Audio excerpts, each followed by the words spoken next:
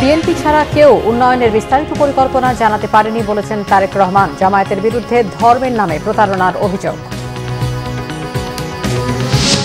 ধর্ম ব্যবসার অভিযোগ অস্বীকার ডক্টর শফিকের, বললেন দেশকে ঝুঁকিতে ফেলতে চায় না জামায়াত, একটি দল সবার উপরে হামলা করছে, ইসিতে নালিশ। নির্বাচন স্থগিতের রিট খারিজ, তাফসিল ঘোষণার জোর প্রস্তুতি, সহকর্মীদের নিয়ে বুধবার রাষ্ট্রপতির সাথে সাক্ষাৎ করবেন সিইসি। এনডিএফ নামে জাতীয় পার্টির কয়েক অংশ সহ আরেকটি নির্বাচনী জোট ঘোষণা, বাংলাদেশি জাতীয়তাবাদে মধ্যপন্থার রাজনীতির বার্তা। দেখছিলেন ক্রাউন সিমেন্ট সংবাদ শিরোনাম, এবারে বিস্তারিত। দেশবিরোধী ষড়যন্ত্রের বিরুদ্ধে সজাগ থাকার আহ্বান জানিয়েছেন বিএনপির ভারপ্রাপ্ত চেয়ারম্যান তারেক রহমান। তার মতে ২৪ জুলাই আন্দোলনের মাস্টারমাইন্ড এদেশের ছাত্র, শিক্ষক, কৃষক, শ্রমিক, গৃহবধূ, মুদি দোকানদার সহ সাধারণ মানুষ। তাই দেশ গঠনে সবাইকে সম্পৃক্ত করার তাগিদ দেন তারেক রহমান। রিপোর্ট করছেন সিকান্দার রেমান। বিএনপির দেশ গড়ার পরিকল্পনা শীর্ষক কর্মসূচির দ্বিতীয় দিন প্রধান অতিথির বক্তব্যে বিএনপির ভারপ্রাপ্ত চেয়ারম্যান তারেক রহমান বলেন, বিএনপি ছাড়া অন্য কোনো রাজনৈতিক দল দেশ গড়ার বিষয়ে বিস্তারিত পরিকল্পনা জানাতে পারেনি। কৃষিবিদ ইনস্টিটিউটে আয়োজিত অনুষ্ঠানে তারেক রহমান জানান, দেশের মানুষ যেমন চাইছে ঠিক তেমনি পরিকল্পনা বিএনপির। আমরা দেখছি এর মধ্যে বহু ষড়যন্ত্র চলছে, জিনিসটা যাতে সত্যটা প্রকাশ না পায়, বিভিন্ন জনের বিভিন্ন ষড়যন্ত্র চলছে। কিন্তু পেটের ক্ষুধা কিন্তু বাস্তব কথা বলে, খালি পকেট বাস্তব কথা বলে।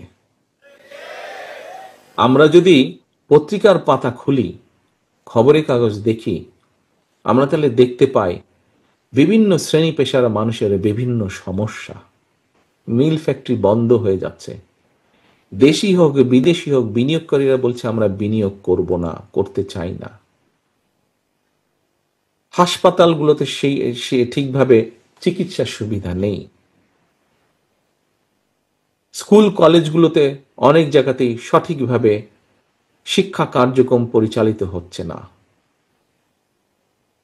রাস্তায় বের হলে ছিনতাই বলো যাই বলে এগুলো তো আছেই, কিন্তু অ্যাক্সিডেন্টের হাত থেকে সুস্থ শরীরে ফিরে আসা যাবে কিনা সেটারও কিন্তু গ্যারান্টি নেই। কোন কোন রাজনৈতিক দল সনদ নিয়ে কথা বলছে, কেউ নির্দিষ্ট এজেন্ডা বাস্তবায়নের কথা ভাবছে, কিন্তু বিএনপি জনসম্পৃক্ত বিষয় নিয়ে কাজ করছে বলেও জানান তারেক রহমান। সরকারি চাকরির জন্য যাদের বয়স নেই তাদেরকেও সুখবর দিলেন তারেক রহমান। বললেন, প্রশিক্ষণের মাধ্যমে নানা বয়সী বেকারদের কাজে লাগানো হবে। প্রার্থীদের জন্য কাজ নয়, ধানের শীষের জন্য কাজ করার কথা বলেন বিএনপির ভারপ্রাপ্ত চেয়ারম্যান। হয়তো এমনও হতে পারে তোমার এলাকায় যেই প্রার্থী ঘোষণা করা হয়েছে দলের পক্ষ থেকে, একটা তো সিদ্ধান্ত নিতেই হবে আমাদেরকে। আমরা একটা সিদ্ধান্ত নিয়েছি, কম বেশি যেটা মনে হয়েছে ভালো হবে আমরা সেটাই নিয়েছি। হয়তো তুমি একজনকে পছন্দ করতে, তুমি হয়তো সে হয়তো পায়নি, যে পেয়েছে তার সাথে হয়তো তোমার সম্পর্ক আছে, হয়তো অতটা না, একটু কম সম্পর্ক।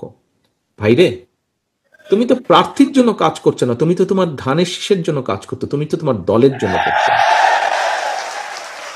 তো এখানে প্রার্থী মুখ্য নয়, এখানে মুখ্য হচ্ছে তোমার দল, এখানে মুখ্য হচ্ছে দেশ এবং দেশ গঠনের পরিকল্পনা, যেটা প্ল্যান এবং প্ল্যানিং প্রোগ্রাম, এটা হচ্ছে মুখ্য, এবং মুখ্য হচ্ছে ধানের শীষ। তারেক রহমান জানান, 50 লাখ পরিবারের নারী সদস্যকে ফ্যামিলি কার্ড দেওয়ার মাধ্যমে পুরো পরিবারকে স্বাবলম্বী করা হবে। বলেন, প্রাথমিক শিক্ষার গুণগত মান উন্নয়ন করে শিশু অবস্থা থেকেই শিক্ষার্থীদের ভিত গড়ে তোলার পরিকল্পনা বিএনপির। ঘরে দুয়ারে দুয়ারে তোমাদের যাওয়া। সিকান্দার রেমান, বাংলাভিশন, ঢাকা। বিএনপির স্থায়ী কমিটির সদস্য সালাউদ্দিন আহমেদের অভিযোগ, ধর্মের নামে ট্যাবলেট বিক্রি করে জনগণের সাথে প্রতারণার পরিকল্পনা করছে ধর্ম ব্যবসায়ী একটি দল। তারা জান্নাতের টিকিট বিক্রি করলেও ইহকালে মানুষ কিভাবে চলবে তার কোনো বক্তব্য নেই। বিএনপির সিনিয়র যুগ্ম মহাসচিব রুহুল কবির রিজভী অভিযোগ করেন, ইউরোপের অন্ধকার যুগকে ফিরিয়ে আনতে চাচ্ছে জামায়াত। রিপোর্ট করছেন সিকান্দার রেমান। বাংলাদেশ জাতীয়তাবাদী দল বিএনপির দেশ গড়ার পরিকল্পনা শীর্ষক কর্মসূচির দ্বিতীয় দিন সোমবার সকালে কৃষিবিদ ইনস্টিটিউশনে নির্বাচনী প্রচারের নানা দিক নিয়ে কথা বলেন বিএনপির সিনিয়র যুগ্ম মহাসচিব রুহুল কবির রিজভী। ধর্ম নিয়ে যারা রাজনীতি করছেন তাদের সমালোচনাও করেন তিনি। যে ইন্টেলিজেন্স ইউরোপের যে পাপ মোচনের যে ঘটনাটি, যে পাপ মোচন হয়ে যাবে যদি পাদ্রী সাহেবের বা পোপের একটা চিঠি পাওয়া যায়, তাহলে সরাসরি স্বর্গে চলে যাবে, তার অনেক পাপ, সেখান থেকে কিছু পাপ কমে যাবে। ঠিক সে জিনিসটা এখন জামাত ইসলাম করছে, অর্থাৎ তারা ইউরোপের মধ্যযুগকে, অন্ধকার যুগকে ফিরিয়ে নিয়ে আসতে চাচ্ছে। একই অনুষ্ঠানে বিএনপির স্থায়ী কমিটির সদস্য সালাউদ্দিন আহমেদ জানান, দেশবাসীর কল্যাণে কাজ করতে সঠিক পরিকল্পনার মাধ্যমে এগুতে চায় BNP. Health card, family card সহ সাধারণ মানুষের মৌলিক চাহিদা পূরণে বিএনপির মহাপরিকল্পনার কথা জানান তিনি। বলেন, ধর্ম ব্যবসায়ীদের মুখোশ উন্মোচিত হয়ে গেছে। যদি আমরা রাষ্ট্র পরিচালনার ক্ষেত্রে আগের থেকে পরিকল্পনা প্রণয়ন না করি, তাহলে আমরা ফেল করার জন্যই পরিকল্পনা করলাম। এখন এই কথাটা তো আমাদের ধর্ম ব্যবসায়ী বন্ধুদের উদ্দেশ্যে বলা হয়ে গেল মনে হয়। তারা কেবলই বলছে যে এখানে একটু মার্কাতে ভোট দিলে তরতরাইয়া জান্নাতে যাবে, তার আগে ইহকালে কিভাবে চলবে এর কোনো বক্তব্য নাই। মানে যেই দলের কোনো নীতি আদর্শ নেই, কোনো পরিকল্পনা নাই, শুধুমাত্র ধর্মের নামে একটা ট্যাবলেট বিক্রি করে জনগণের সাথে প্রতারণা করার পরিকল্পনা করছে, তাদেরকে জনগণ ইতিমধ্যে চিনেছে, তাদের মুখোশ উন্মোচিত হয়েছে। বিএনপির আদর্শ ও শহীদ রাষ্ট্রপতি জিয়াউর রহমানের কর্মপদ্ধতির কথা তুলে ধরার পাশাপাশি ক্ষমতায় গেলে যেসব উন্নয়ন ও অগ্রগতির পরিকল্পনা রয়েছে তৃণমূল পর্যায়ে ভোটারদের কাছে তা তুলে ধরতেও বলেন বিএনপির সিনিয়র নেতারা। সিকান্দার রেমান, বাংলা ভিশন, ঢাকা। মানুষের ভালোবাসা ও দোয়ায় বিএনপি চেয়ারপারসন বেগম খালেদা জিয়া বাংলাদেশের অভিভাবক হিসেবে অধিষ্ঠিত হয়েছেন বলে মন্তব্য করেছেন দলের স্থায়ী কমিটির সদস্য মির্জা আব্বাস। মানুষের দোয়া ও ভালোবাসায় বিএনপি চেয়ারপারসন দ্রুতই সুস্থ হয়ে মানুষের মাঝে ফিরে আসবেন বলে আশা তার। এদিকে গণতন্ত্র পুনরুদ্ধারের সংগ্রাম এখনও শেষ হয়নি বলে মন্তব্য করেছেন বিএনপির স্থায়ী কমিটির আরেক সদস্য আমির খসরু মাহমুদ চৌধুরী। মোবাশ্বের আহমেদের রিপোর্ট। পশুর রোগ প্রতিরোধ নির্ণয় ও চিকিৎসা বিজ্ঞান প্রচার সংক্রান্ত ফ্রি ভেটেরিনারি মেডিকেল ক্যাম্প আয়োজন করে রমনা থানা বিএনপি, ঢাকা মহানগর দক্ষিণ। অনুষ্ঠানে প্রধান অতিথির বক্তব্যে বিএনপির স্থায়ী কমিটির সদস্য মির্জা আব্বাস বলেন, গণতন্ত্রের স্বার্থে আপোষহীন থাকায় দলমত নির্বিশেষে বেগম খালেদা জিয়া দেশের অভিভাবকে পরিণত হয়েছেন। আলহামদুলিল্লাহ, আজকে পত্রিকা দেখলাম যে ওনার অবস্থা বেশ খানিকটা ভালোর দিকে। তো এটা দেখে ভালো লাগলো। জানান বিএনপি চেয়ারপারসন বেগম খালেদা জিয়া অসুস্থ থাকায় দুঃখ হতাশা নিয়েই নির্বাচনী সভা সমাবেশ করছে বিএনপি। আমরা যারা নির্বাচনা করছি এবং বিভিন্ন অনুষ্ঠানে যাচ্ছি এরকম, কিন্তু আমাদের মনের ভিতরে কিন্তু সেই প্রশান্তিটা নাই যে প্রশান্তি নিয়ে আমরা বরাবর নির্বাচন করেছি।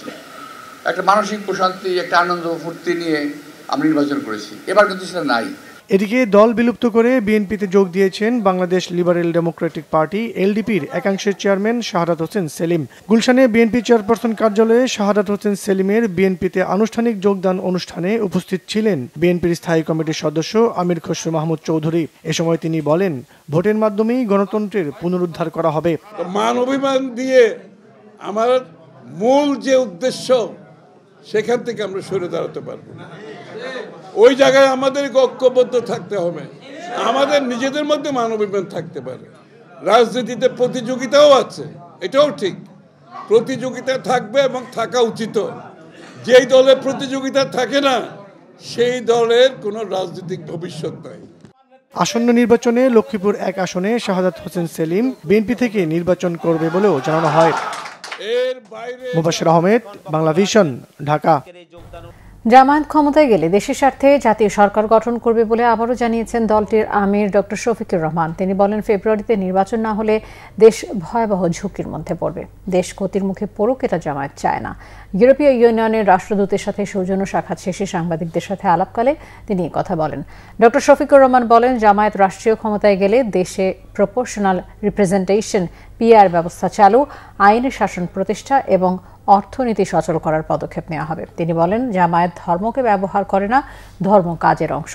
বরং নির্বাচনের আগে যারা টুপি পরে তাসবিহ হাতে ছবি তুলতে ব্যস্ত থাকে তারাই ধর্মকে ব্যবহার করে। জামায়াতের আমির দাবি করেন, দুর্নীতির বিরুদ্ধে কঠোর অবস্থান নেওয়া হবে, কেউ দুর্নীতি করবে না, করতেও দেওয়া হবে না, সবার জন্য সমান বিচার নিশ্চিত করা হবে। তিনি আরো বলেন, জামায়াত দলের স্বার্থে নয়, জনগণের স্বার্থকে গুরুত্ব দিয়ে রাজনীতি করে।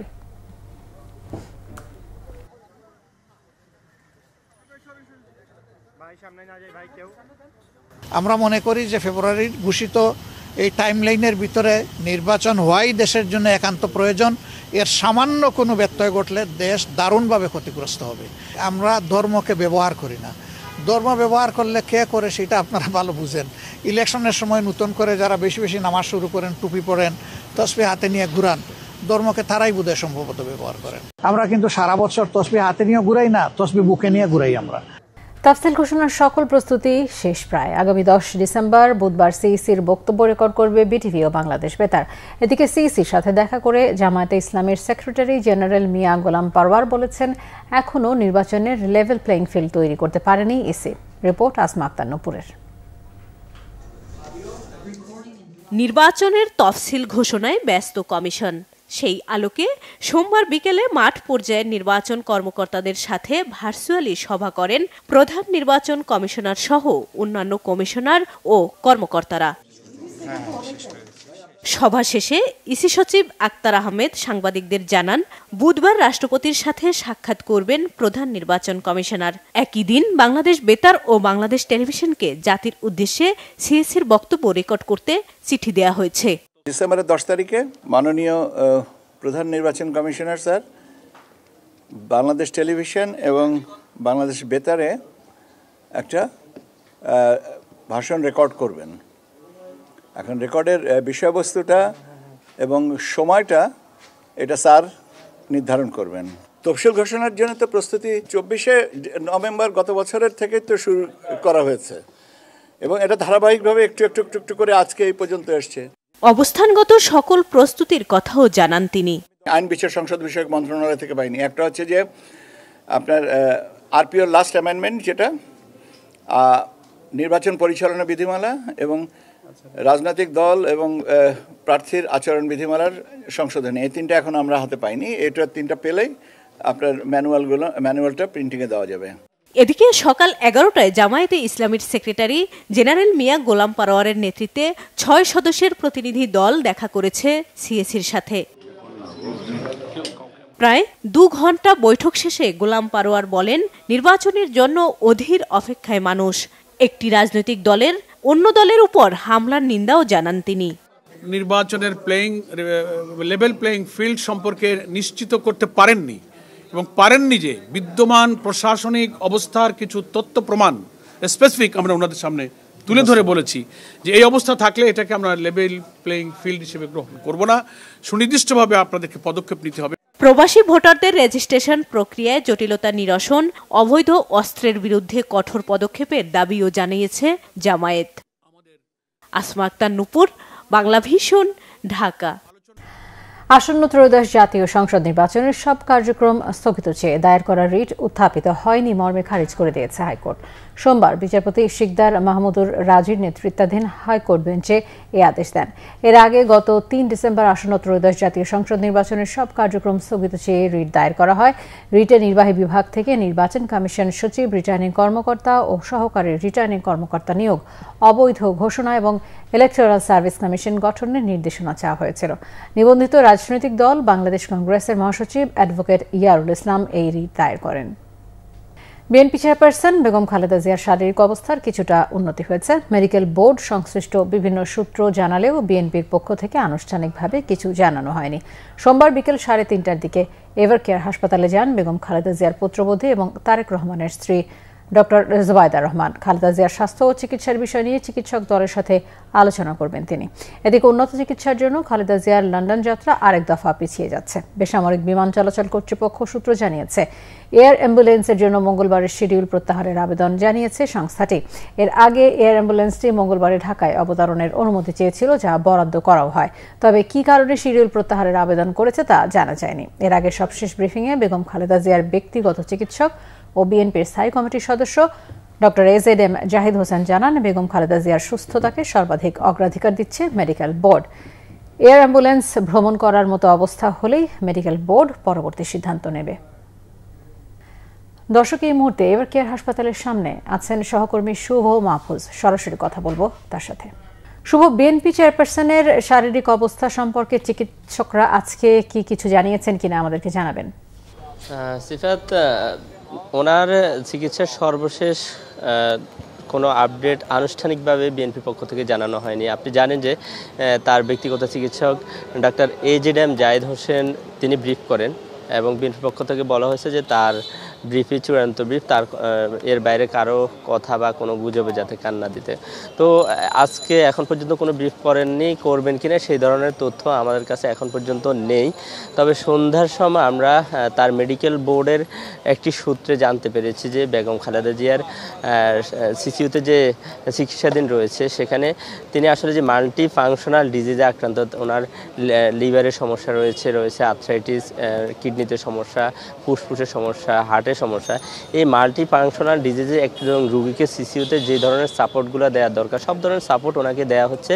আর এই সাপোর্টগুলো তার প্রত্যেকটা শরীরের অর্গানোগ্রাম চিকিৎসা পাচ্ছে কিনা, মেডিসিন নিতে পারতেছে কিনা সেটি একটি প্যারামিটারের মাধ্যমে দেখা হয়। তো সেই প্যারামিটারের তথ্য বলছে যে তার শারীরিক অবস্থা অনেকটা স্থিতিশীল রয়েছে এবং কিছুটা উন্নতির দিকে এটাও বলা যায়। তো এইটা আমরা একটা ডাক্তারদের একটা সূত্রে জানতে পেরেছি। আর আরেকটি বিষয় হচ্ছে বিটা 3:30 নাগাদ তার বড় পুত্রবধূ ডাক্তার জুবাইদা রহমান এখানে এসেছেন। তিনি দেশি বিদেশি যে চিকিৎসক টিম রয়েছে, আপনি জানেন যে তিনিও একজন এই টিমের সদস্য, তাদের সাথে তিনি সমন্বয় করতেছেন। সমন্বয় করে তার যে ধরনের চিকিৎসা সেবা দেওয়ার দরকার সেগুলো কিন্তু তিনি সমন্বয় করছেন বা তদারকি করছেন পরিবারের পক্ষ থেকে। একই সাথে তাকে বিদেশে নিয়ে যাওয়ার যে বিষয়টি সেটি হচ্ছে আগামীকালকে যে জার্মান ভিত্তিক যে অ্যাম্বুলেন্সটি কাতার থেকে আসার কথা ছিল সেটি কিন্তু আসছে না এবং ডাক্তারদের পক্ষ থেকেও বলা হচ্ছে তার শারীরিক অবস্থার উন্নতি না ঘটলে তাকে বিদেশে নেওয়ার ব্যাপারে এখন পর্যন্ত কোনো সিদ্ধান্ত নেওয়া হয়নি। কখন সিদ্ধান্ত নেবে সেটিও কিন্তু এখন পর্যন্ত স্পষ্ট করে বলা হচ্ছে না। তো কখন কি হবে সেটি যদি আমরা আনুষ্ঠানিকভাবে জানতে পারি পরবর্তী সংবাদে আপনাকে জানাতে পারবো। ধন্যবাদ সিফাত। শুভ মাহফুজ জানাচ্ছিলেন রাজধানীর এভার কেয়ার হাসপাতালের সামনে থেকে। নির্বাচন সামনে রেখে ব্যারিস্টার আনিসুল ইসলাম মাহমুদের নেতৃত্বাধীন জাতীয় পার্টি এবং আনোয়ার হোসেন মঞ্জুর জাতীয় পার্টি জেপি নেতৃত্বে ঘোষণা হয়েছে আরেকটি জোট, জাতীয় গণতান্ত্রিক ফ্রন্ট NDF। ফ্যাসিবাদের চির অবসান, রাষ্ট্র সংস্কার, বাংলাদেশি জাতীয়তাবাদ, মধ্যপন্থার রাজনীতি, ইসলামী মূল্যবোধ এবং ধর্মীয় সম্প্রীতির উদ্দেশ্য জানিয়েছেন এই জোটের আয়োজকরা। রিপোর্ট মহিবুল্লাহ মহিবের। ত্রয়োদশ জাতীয় সংসদ নির্বাচনকে ঘিরে রাজনীতিতে চলছে নানা মেরুকরণ। জামাত ও ইসলামী আন্দোলন সহ 8 দলীয় জোটের পর রবিবার আত্মপ্রকাশ ঘটে এনসিপি, এবি পার্টি ও রাষ্ট্র সংস্কার আন্দোলন মিলে গণতান্ত্রিক সংস্কার জোটের। সোমবার রাজধানীর গুলশানের এমানুয়েলস পার্টি সেন্টারে সংবাদ সম্মেলন করে 20 দলের সমন্বয়ে নতুন জোটের ঘোষণা দেন ব্যারিস্টার আনিসুল ইসলাম মাহমুদ। জনতা পার্টি বাংলাদেশ, বাংলাদেশ জাতীয় পার্টি, তৃণমূল, বিএনপি, বাংলাদেশ সাংস্কৃতিক মুক্তি জোট, BNM, বাংলাদেশ মুসলিম লীগ, জাতীয় ইসলামিক মহাজোট, জাতীয় সংস্কার জোট, বাংলাদেশ লেবার পার্টি, স্বাধীন পার্টি, জাতীয় স্বাধীনতা পার্টি, বাংলাদেশ মানবাধিকার পার্টি, বাংলাদেশ সর্বজনীন দল, Bangladesh Janakalyan party, applied Democratic party, Bangladesh গণতান্ত্রিক আন্দোলন ডেমোক্রেটিক পার্টি এবং বাংলাদেশ জাতীয় লীগ মিলে এই জোটের আত্মপ্রকাশ ঘটে। জনগণ ফেব্রুয়ারিতে একটা অর্থবহ ভোট চায়। তাদের প্রত্যাশায়ী ভোটের মধ্য দিয়ে ফ্যাসিবাদের চিরবিদায়, লক্ষ্যে মুক্তিযুদ্ধের লাখো শহীদের স্বপ্ন এবং জুলাই গণ অভ্যুত্থানের হাজারো শহীদের স্বপ্নে পুনর্জন্ম নেওয়া নতুন বাংলাদেশ গন্তব্যচ্যুত হতে পারবে না। নির্বাচন কমিশনকে আমি অনুরোধ করব, আপনারা ইতিমধ্যে অনেক কিছু বৈষম্য করেছেন, আপনাদের রেজিস্টার্ড পার্টি আছে, তাদের সবকে আপনারা আলোচনায় ডাকেননি।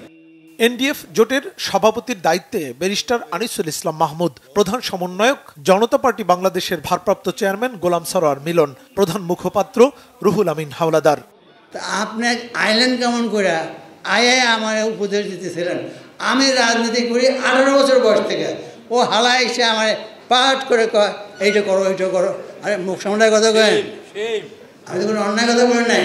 মুরব্বীদের সম্মান করা সে হয়, এত উপদেশ দেওয়া কেন?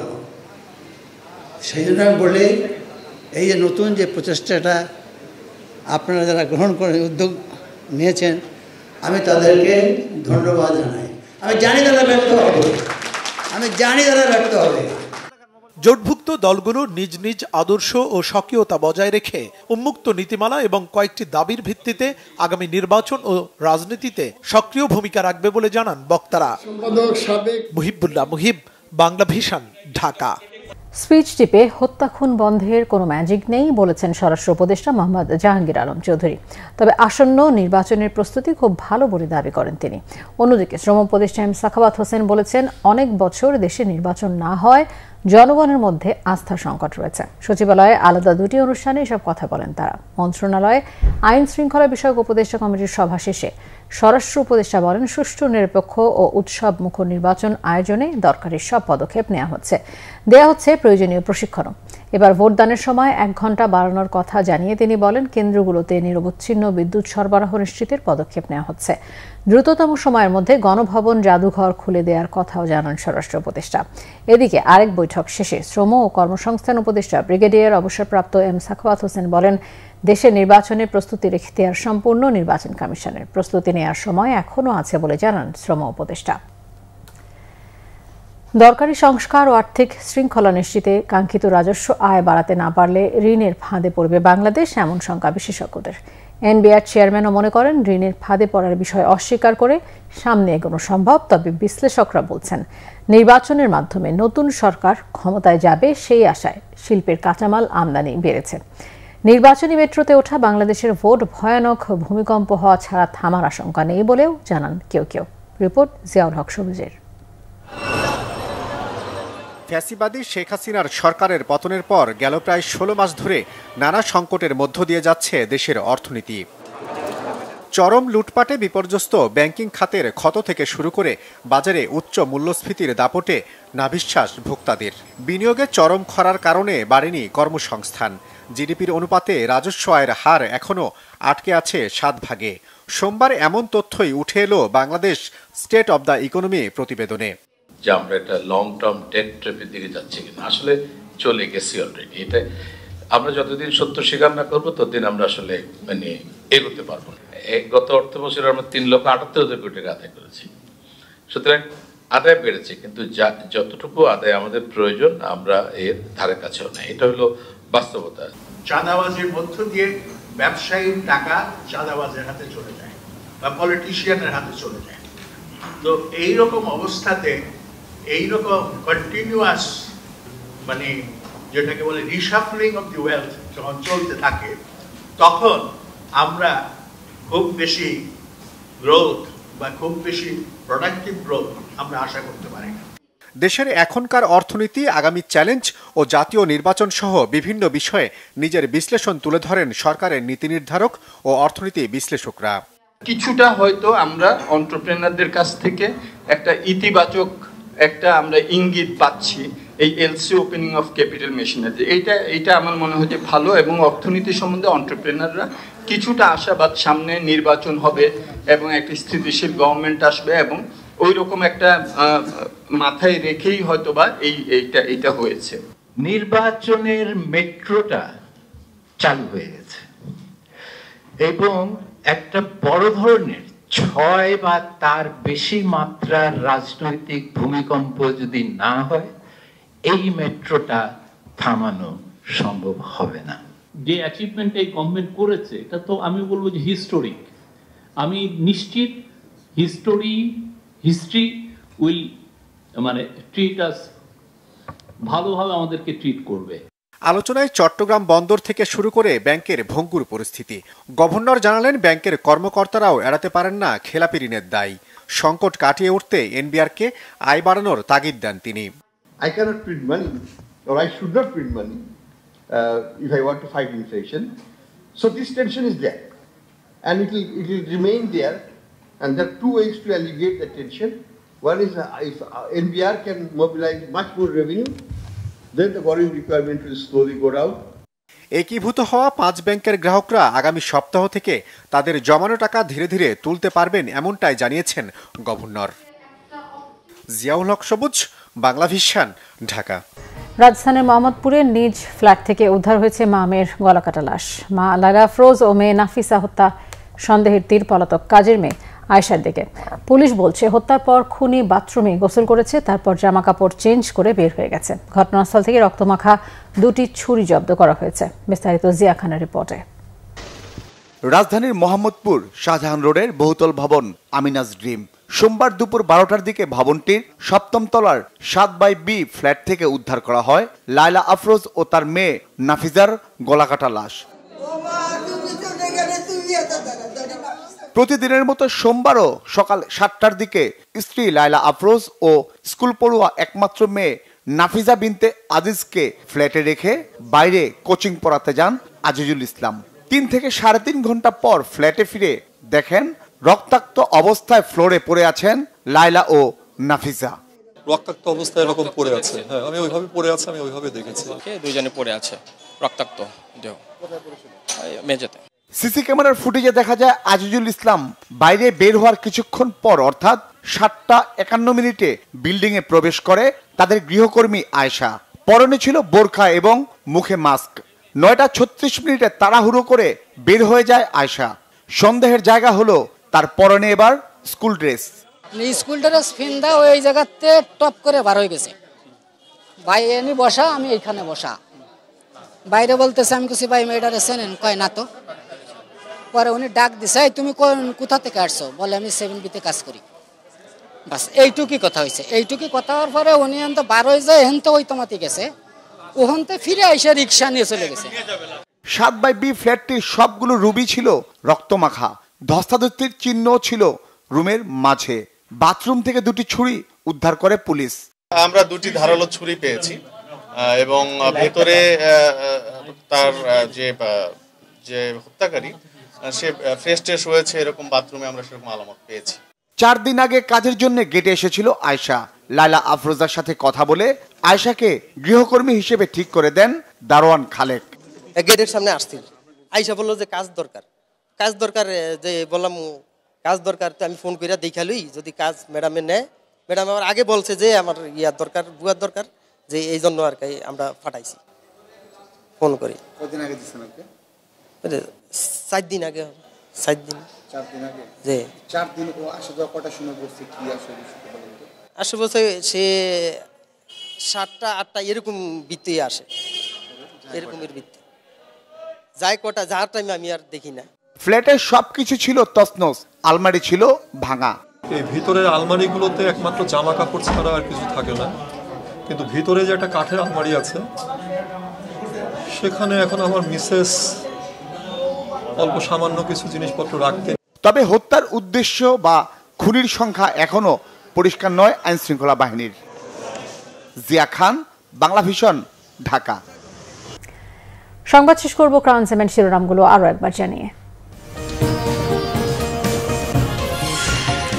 বিএনপি ছাড়া কেউ উন্নয়নের বিস্তারিত পরিকল্পনা জানাতে পারেনি বলেছেন তারেক রহমান। জামায়াতের বিরুদ্ধে ধর্মের নামে প্রতারণার অভিযোগ। ধর্ম ব্যবসার অভিযোগ অস্বীকার ডক্টর শফিকের, বললেন দেশকে ঝুঁকিতে ফেলতে চায় না জামায়াত। একটি দল সবার উপরে হামলা করছে, ইসিতে নালিশ। নির্বাচন স্থগিতের রিট খারিজ, তাফসিল ঘোষণার জোর প্রস্তুতি। সহকর্মীদের নিয়ে বুধবার রাষ্ট্রপতির সাথে সাক্ষাৎ করবেন সিইসি। এনডিএফ নামে জাতীয় পার্টির কয়েক অংশ সহ আরেকটি নির্বাচনী জোট ঘোষণা। বাংলাদেশি জাতীয়তাবাদের মধ্যপন্থার রাজনীতির বার্তা। এই ছিল এখনকার মতো। পরের সংবাদ রাত 10:30। এর আগে 9টায় রয়েছে নিউজ 20 দেখার আমন্ত্রণ রইল। এতক্ষণ সাথে থাকায় ধন্যবাদ।